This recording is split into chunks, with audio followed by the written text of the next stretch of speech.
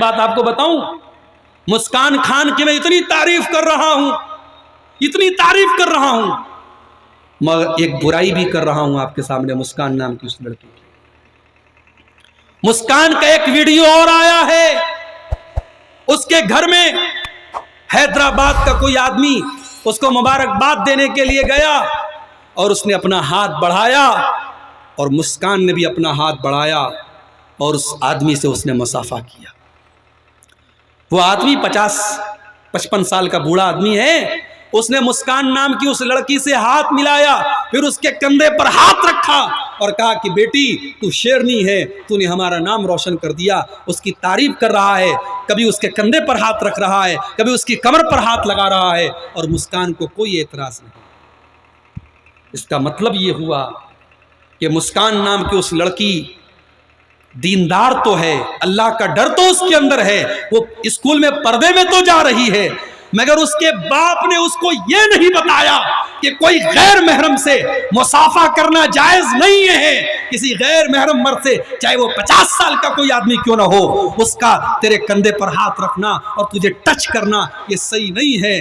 مطلب یہ ہوا کہ باپ نے لڑکی کو تعلیم تو دی تھی مگر تربیت نہیں دی تھی۔ باپ نے اپنی بیٹی کو یہ نہیں بتایا تھا محرم کون ہے اور غیر محرم۔ ہمارے گھر میں نوجوان لڑکے محلے کے آتے ہیں، ہماری بیٹی کو وہ اپنی بہن کہتے ہیں اور ہمیں بڑا اچھا لگتا ہے، چلو محلے کا لڑکا ہے ہماری بیٹی کو بہن کہہ رہا ہے۔ بات نوٹ کر لو میرے بھائیوں، دنیا میں بہن صرف ایک ہوتی ہے اور وہ سگی بہن ہوتی ہے، باقی کوئی بہن نہیں ہوتی۔ فیس بک پر کسی کو بہن بنا لو وہ بہن نہیں ہے آپ کی، واٹس ایپ پر کسی کو بہن بنا لو وہ بہن نہیں ہے آپ کی، اور محلے کی کسی بھی لڑکی کو بہن بنا لو وہ بہن نہیں ہے۔ آپ کو اس سے دور رہنا چاہیے اور اپنے گھر کی لڑکیوں کو یہ سکھائیے کہ محرم کون ہے اور غیر محرم۔ ارے میرا رب تو قرآن میں عورت کو دوپٹہ رکھنے کا طریقہ بھی بتاتا ہے۔ اللہ نے قرآن میں کہا وَلْيَضْرِبْنَ بِخُمُرِهِنَّ عَلَى جُيُوبِهِنَّ، اے مسلمان عورتوں تم اپنے گریبانوں پر، اپنے سینے پر اپنا دوپٹہ رکھ کے اپنے گھر میں چلا کرو۔ باپ کے سامنے ہو تو کیا، بھائی کے سامنے ہو تو کیا، دیور کے سامنے ہو تو کیا، جیٹھ کے سامنے ہو تو کیا، جب بھی تم گھر کے اندر بھی چلو تو اپنے سینے پر، اپنے گریبان پر اپنا دوپٹہ رکھ کے چلو۔ کہیں ایسا نہ ہو کہ باپ کے سامنے جیسے تیسے، بیٹے کے سامنے جیسے تیسے، بھائی کے سامنے جیسے تیسے چلو، نہیں۔ دوپٹہ رکھنے کا طریقہ بھی اللہ نے قرآن میں بتایا۔ موبائل آج کے دور میں پیدا ہوا، قرآن 1400 سال پہلے اترا، مگر ایک عورت کو، ایک لڑکی کو اگر موبائل کے اوپر کسی غیر محرم سے بات کرنا پڑ جائے تو قرآن نے اس کا بھی طریقہ 1400 سال پہلے بتایا۔ فَلَا تَخْضَعْنَ بِالْقَوْلِ فَيَطْمَعَ الَّذِي فِي قَلْبِهِ مَرَضٌ وَقُلْنَ قَوْلًا مَّعْرُوفًا۔ اے مسلمان عورتوں خبردار، اگر تمہارے موبائل کے اوپر کسی غیر مرد کا کال آ جائے تو تم نرمی کے ساتھ بات مت کرو، تم لچک کے ساتھ بات مت کرو، تمہاری آواز میں مٹھاس نہ ہو، کیونکہ اگر تمہاری آواز میں مٹھاس آئے گی تو سامنے والا پھر تم سے امید لگانے لگے گا، چکر چلانے لگے گا اور پھر بات آگے بڑھے گی۔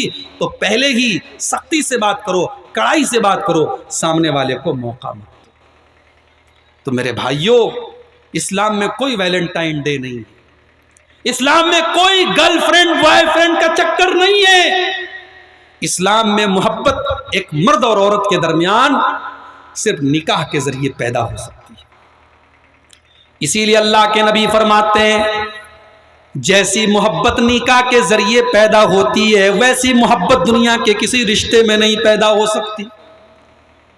لڑکی آپ کے گاؤں کی ہے اور لڑکا مالدہ کا، لڑکا فرکا کا ہے، لڑکا کسی دوسرے اسٹیٹ کا ہے، شادی ہو گئی، اب دونوں کے بیچ میں پہلے سے کوئی سمبند نہیں، کوئی جان پہچان نہیں، نکاح ہو گیا، شادی ہو گئی، اب اتنی محبت پیدا ہو گئی کہ لڑکا لڑکی کے بغیر رہنا نہیں چاہتا ہے، لڑکی لڑکے کے بغیر رہنا نہیں چاہتی ہے، میاں بیوی کے بغیر رہنا نہیں چاہتا ہے، بیوی میاں کے بغیر رہنا نہیں چاہتی ہے۔ میرے پیارے بھائیوں، میری پیاری ماں بہنوں، یہ محبت ہم نے پیدا نہیں کی، یہ محبت واٹس ایپ نے پیدا نہیں کی، یہ محبت فیس بک نے پیدا نہیں کی، یہ محبت انسٹاگرام نے پیدا نہیں کی، یہ محبت تو اللہ نے پیدا کی ہے۔ اسی لیے نکاح کرو اور نکاح کے ذریعے ایک دوسرے اپنی بیوی سے محبت کرو. اسلام کے اندر محبت کا یہی ایک طریقہ ہے.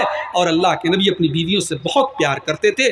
ایک واقعہ سنا کر کے بات ختم کرتا ہوں کہ اللہ کے نبی اپنی بیویوں سے کتنا پیار کرتے. بیوی سے محبت بھی کیا کرو بھائی. بیوی سے محبت کرنا بھی نبی کی سنت ہے.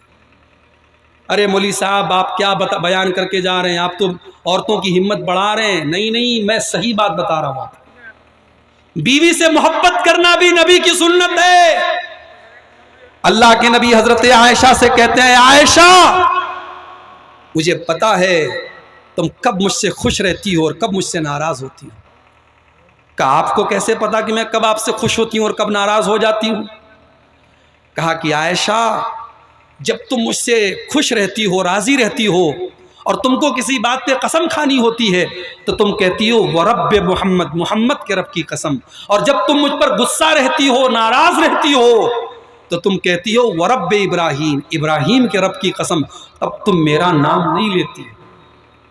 حضرت عائشہ نے فرمایا اے اللہ کے نبی جب میں آپ سے ناراض ہوتی ہوں میں آپ کا نام نہیں لیتی ہوں. صحیح بات آپ کہہ رہے ہیں، لیکن اے اللہ کے نبی میں غصے میں آپ کا نام تو نہیں لیتی ہوں، لیکن آپ کو میں چھوڑنے کا خیال بھی اپنے من میں نہیں لاتی ہوں. آپ کو نہیں چھوڑتی ہوں، آپ کا نام چھوڑتی ہوں، آپ کو نہیں چھوڑتی ہوں.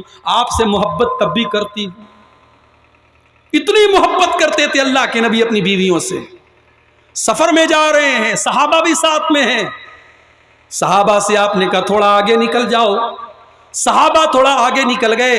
اللہ کے نبی کہنے لگے اے عائشہ چلو سناٹا ہو گیا، اب ہم دونوں تھوڑا ہنسی مذاق کر لیتے ہیں. چلو تم بھی دوڑو ہم بھی دوڑو، دیکھتے ہیں کون دوڑ میں آگے نکلتا ہے. چلو ہم دونوں دوڑنے کا مقابلہ کرتے ہیں، دوڑنے کا کمپٹیشن کرتے ہیں. اما عائشہ فرماتی ہیں میری نئی شادی ہوئی تھی، میں ہلکی پھلکی تھی، میں دبلی پتلی تھی. جب دوڑنے لگی تو میں آگے نکل گئی اور اللہ کے نبی مجھ سے پیچھے رہ گئے. میں ہنسنے لگی، میں مذاق اڑانے لگی اور میں کہنے لگی اے اللہ کے نبی دیکھا میں آپ سے آگے نکل گئی. اللہ کے نبی خاموش ہو گئے، کوئی جواب نہیں دیا.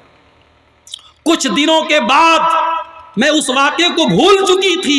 کچھ دنوں کے بعد پھر ایک اور سفر میں اللہ کے نبی کے ساتھ گئی اور اتفاق سے اللہ کے نبی نے صحابہ سے کہا تم لوگ تھوڑا آگے نکل جاؤ. جب صحابہ آگے نکل گئے اور سناٹا ہو گیا، اللہ کے نبی نے کہا عائشہ بہت دن ہو گئے، چلو ہم دونوں پھر ایک بار دوڑ کا مقابلہ کرتے ہیں.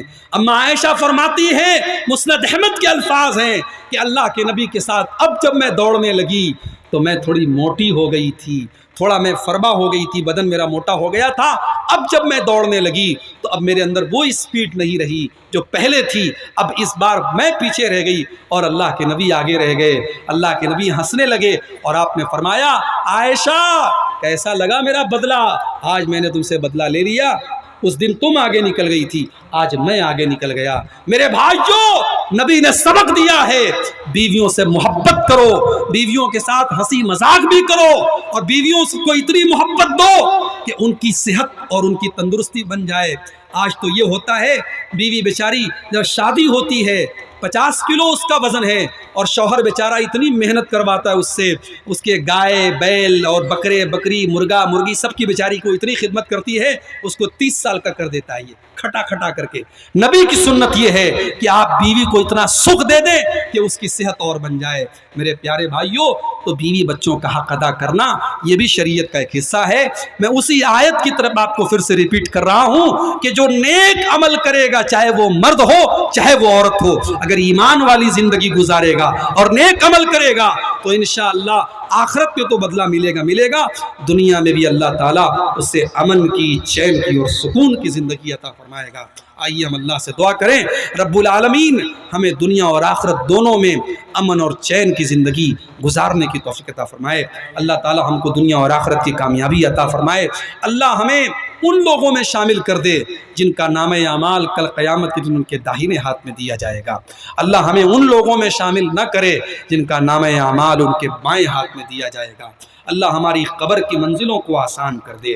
اللہ ہمیں اپنے والدین کی خدمت کی توفیق عطا فرمائے اور جن کے والدین دنیا میں نہیں ہیں اللہ ان کے والدین کی مغفرت فرما دے. اللہ ہمارے کاروبار میں برکت نصیب فرمائے. اللہ ہمارے عمل میں